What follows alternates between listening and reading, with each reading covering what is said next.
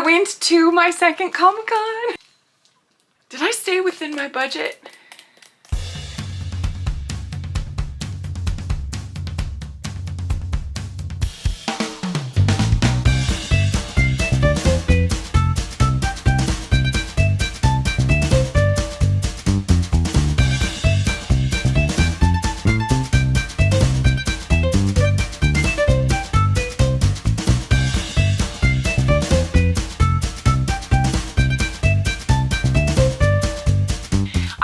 Going to focus on Dell, and I did! If you've been to my channel before, you know I like the old stuff, right? They printed comics between 1929 and 1973. These first two are Srooge, the only Srooge I got. The reason I got so darn many is I went on the last day of the show, and when I walked up to this guy's booth, he said everything is half off. So there were $3, $4, and $5 comics. I'm like, yes, please. I will take those at half off.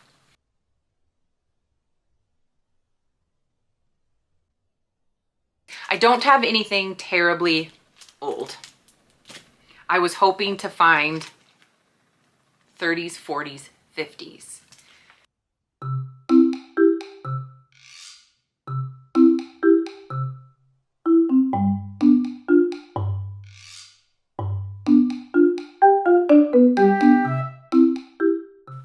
My husband keeps asking me, why are you buying these comics? And I am so confused by this question. Because the next question, he's like, well, you're not going to read them, right? And truthfully, I'm not. All these, no. On occasion, I flip one open. I read a couple pages. When I buy Funko Pops, I don't play with those. Like, my playing with my toys is arranging. Like, I love to style. In that way, I suppose one could argue I play with my toys. My point is, I'm trying to say I don't play with the toys. But he doesn't question why I get them. I mean, he thinks it's ridiculous. He's super sweet and supportive, but you know he thinks I'm a nut. He loves me. That brings me to the last three that I got here. You'll see Gold Key, not Dell. So why did I break my rules? Beagle boys. Beagle boys. Oh, that brings me back to why do I collect these if I'm not going to read them? But I can't seem to get my hands on Srooge items that I like. And there are a lot of Disney comics. This will be how I get my hands on Srooge, and I'll get to check the comic box, if you will. Does that make sense? Did I answer the question? I wanted Srooge. I wanted comics. And I like just keeping the comics to my ducks. Well, that's still mostly true. There's this one. Never heard of it. Never seen it. Moby Duck. Still a duck, right? It was the uniqueness. I had to have it. But it really doesn't explain this one. No ducks. And it's Gold Key, so it's not Dell. But why? Because of the characters.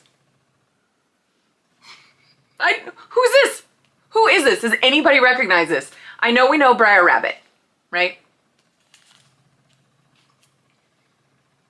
But Bucky Bug? These little animated characters ring a bell. I feel like I saw some very, very old reruns while I was growing up. I feel like the reruns were like, they had music, but they didn't have speaking characters, or the speaking parts were really short, small. So yeah, it was the uniqueness, the rarity, at least my perceived rarity. So for, again, $2 to $4, I'm like, yes, you're coming home with me. Especially if it was a half off. There's no way I could have walked away from it. This Comic-Con was educational for me. I chatted with a guy, and last year when I went, I was too self-conscious. I think I thought the comic book world would look down on a Disney fan the way most of the world does. Like, look at the stupid blonde who's caught up with her dolls and her toys and forgot to grow up. Which again, like, I'm used to this stereotype. It shouldn't bother me. But maybe I thought, I want to go to Comic-Con and have fun. So last time I went, I was, I think, more nervous. Come to find out I didn't have to be. So this year when I went, I was less nervous. I was more willing to just answer the questions directly. When dude engaged me about what are you looking for, I'm like, oh, I'm here for the Disney ducks, sir. What you got? And he brought them, and he goes and gets me that old Disney Dell that I'm after, you know? That's where I was like, the cheapest one he had was 30 bucks. Yeah, there were $80. I think I saw something up at like 125. But he explained to me Disney Dell roots. They have something called a 4-color line. Is it 4-color? 4-color series, perhaps? And it was a way for the comic book world to test out other storylines. And a bunch of Disney's first comic releases were dropped in this 4-color series. So if you're looking for, say, Srooge comic book #1, there may not be such a thing. What? You comic book people know. I didn't know. Okay, I didn't know. And now I'm like, wait. How do I find it? Like, it just triggered the hunter in me. Ooh, I gotta scour it now when I'm at estate sales or on eBay. What am I looking for? Oh, I've got a list. They have something titled Annette. Annette Funicello, right? I will have it. I will have it someday.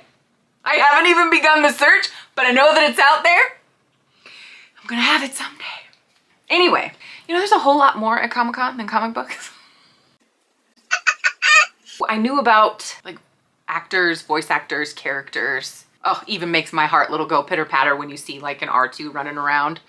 Lots of cosplay, right? That's to be expected. No, I don't cosplay. I don't have the gear. I've never been enticed or excited to do it. I don't have a problem with it. I really do appreciate some of the creativity. Whew. Some of the artistry. Oh, I love it. So fun. But,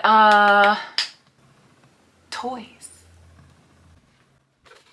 That's what I hadn't expected. I was like, whoa, hold the phone. I'm here to buy comics. You got toys coming at me? I spent so much time in this dude's booth. There were a number of toy sellers. I'm gonna have to put up some of the footage. It was so fun. Talk about saving money for comics. Oh, Lord. Oh, Lord. Anyway, these two pops are where I landed. Coco for Disney. Pam, if you're watching, when you held this up, I was all giddy. I was like, I got him too! I think you got the whole set, didn't you, Pam? But when she mentioned the owl, I think she said, this is the fan favorite. This is the one everybody wants. It's the only one I wanted, so I can see that. It wasn't until I got home that I realized I got owls, like both. That didn't know I was purchasing a theme. Nope, not until I'm showing my husband do I realize, oh, they're both. It makes sense. I like the details. My husband always teases me. He's like, there isn't a pop with glasses that I can resist. Even a few times with human face, I end up getting them because they have glass. I don't know what it is. The details. There's more details provided on a critter, but a critter with glasses, shoot. A critter with glasses that hits me in the nostalgia, you guys, the Disney sing-along songs. You see this and you get that slap of nostalgia, but then I wanted more. I wanted more nostalgia. So I pull it up, I hear the song. The song sounds different to me. So I wonder if it's been remastered. But his voice. I heard that voice and I was like, wait a second. He sounded like Smee. Captain Hook, Peter Pan, Mr. Smee. It's Smee. Bill Thompson. This character throughout Disney Sing-Along has had different voice actors, but Bill Thompson was the first one. Also voiced Smee. He voiced he's Uncle Waldo from the Aristocats. And one of the dads in Sleeping Beauty. King Hubert. This is why I'm a collector. I don't think I need justification for all of my purchases, but I do want to make sure I'm buying the things that bring me joy. I think you can see the joy. Yeah, I look at that and it brings me being a kid. It brings me to happy memories being at my godmother's house. I can see my mom and my godmother visiting on the couch. And myself and my brother and Jenny just bouncing around, singing, having a good time. And also, glasses. Glasses! You love me so much, Professor, I just love it! Owl number 2. Oh my God. know once I saw this drop, I knew that I would get my hands on the owl. And not just him, the red jacket scene. Owl, what's it called? Owl as Prince. Owl as the Prince.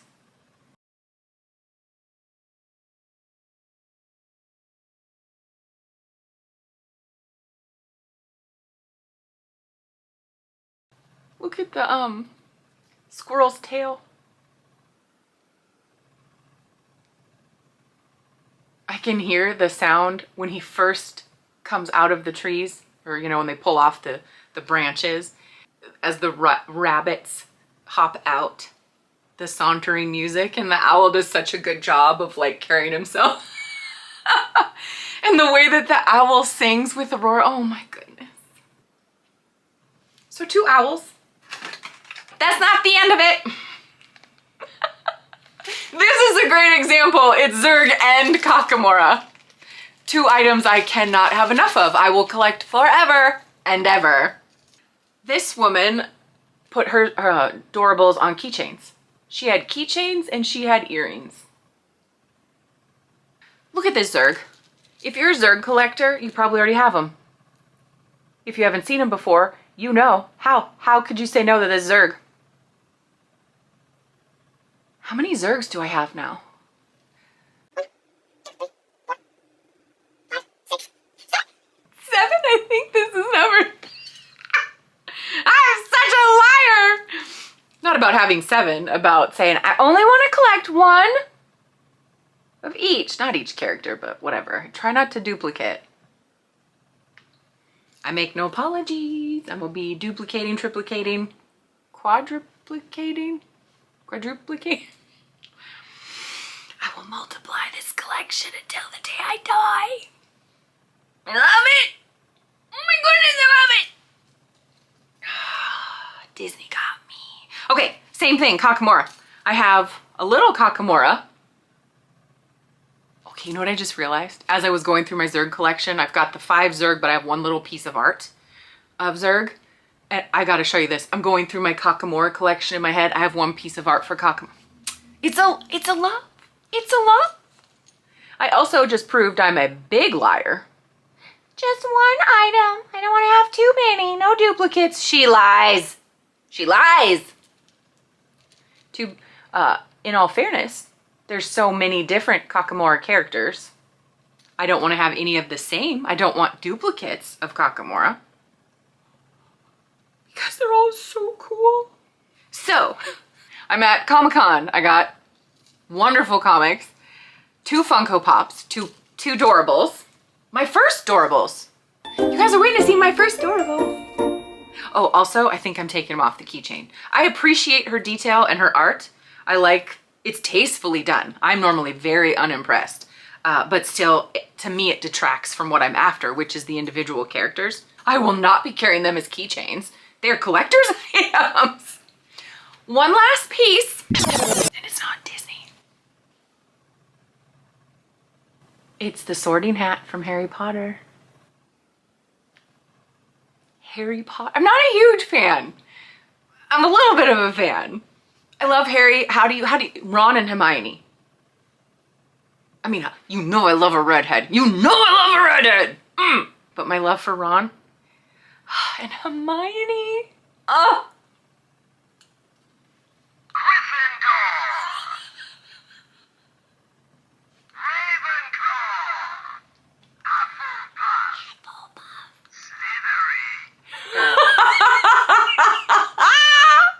I played this for my husband. He was like this.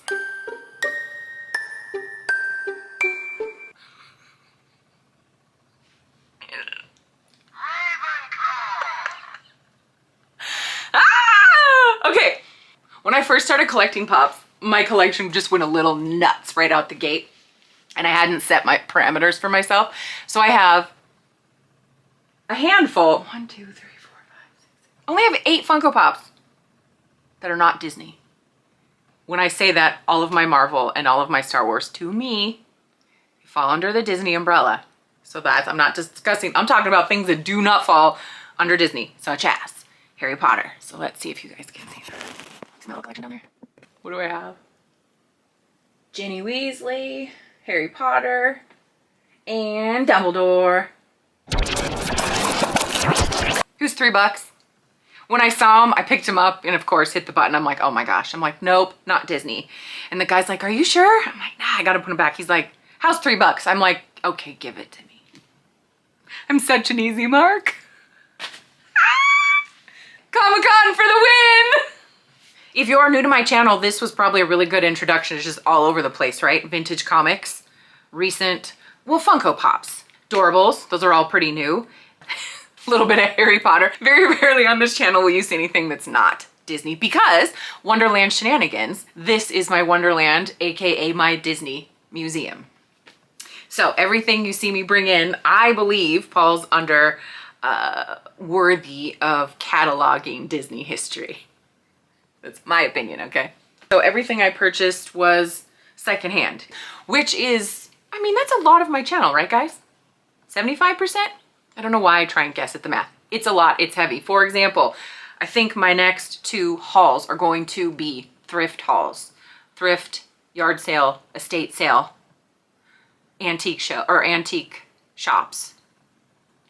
Anyway, so excited. I will stop rambling. I will let you get on scrolling. But first, tell me what you thought of my haul. You guys, do you have parameters on your collection? Do you have rules that keep you in line? And then do you just like find that you have these rules just to break them? What a burden to have, right?